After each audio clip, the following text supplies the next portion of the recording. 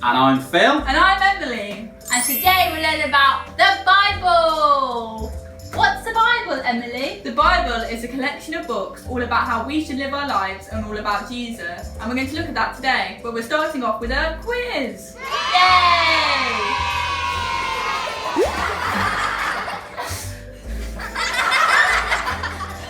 Welcome to the quiz. You need some pen, some paper, and maybe an adult. We'll be here waiting for you to go get those things.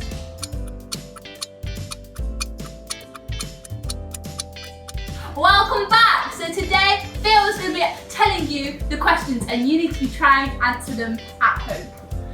Thank you, Ella. Yeah, so we've got a few questions. See what you know about the Bible, or maybe what your grown-ups know about the Bible. So, first question, hopefully is fairly easy. How many testaments are there in the Bible? How many testaments? You got an answer for that one? Okay, second question. How many books in total? Emily talked about that the Bible is made up of lots of books. How many are there in total? And then, how many are in the Old Testament? This might help you with the first question. And how many are in the New Testament? So how many are in the Old and how many are in the New?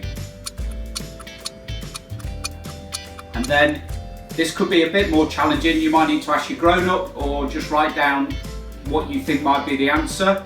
What do you think is the shortest book in the Bible? The shortest book based on the number of verses. And then the next question, what is the longest book in the Bible? And I got caught out by this one, so we'll see if you've managed to work that out. Again, based on the number of verses. And then question 6, how many times does the word Trinity appear in the Bible? How many times does Trinity appear in the Bible? So that's Father, Son and Holy Spirit. How many times does the word Trinity appear in the Bible? And the last question in the quiz, can you name the 4 Gospels? Can you name the 4 Gospels? And we'll be coming back to give you those answers later on. So a really good verse in the Bible is from Psalm 119 that helps us understand a little bit about what we need the Bible for. It says this, your word is a lamp for my feet, a light on my path. And it's just saying there that we can use the Bible to help us live our lives and know what to do. When we were little, my mum and dad used to give us some Bible notes and read through some of the Bible notes with us to help us build our knowledge on the Bible and on God. What were they, Emily? When we were little, so between 3 and 6, we used Penn's God's Heroes, which was really good. And then from then until just before we started secondary school, we used Tops, which was, I really enjoyed that. And now that I'm almost 18, I still use different resources to do the Bible and be with God.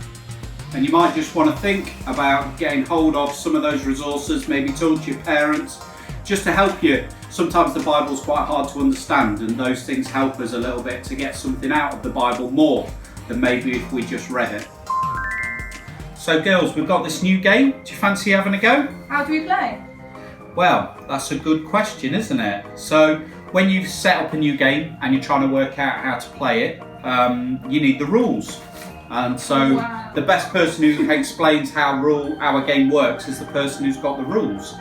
And that's, so you can play the game when you know the rules, and the person who made the game has given you those rules. And actually the Bible is a bit like that. It's not a book full of rules, but it's a book that helps you to live.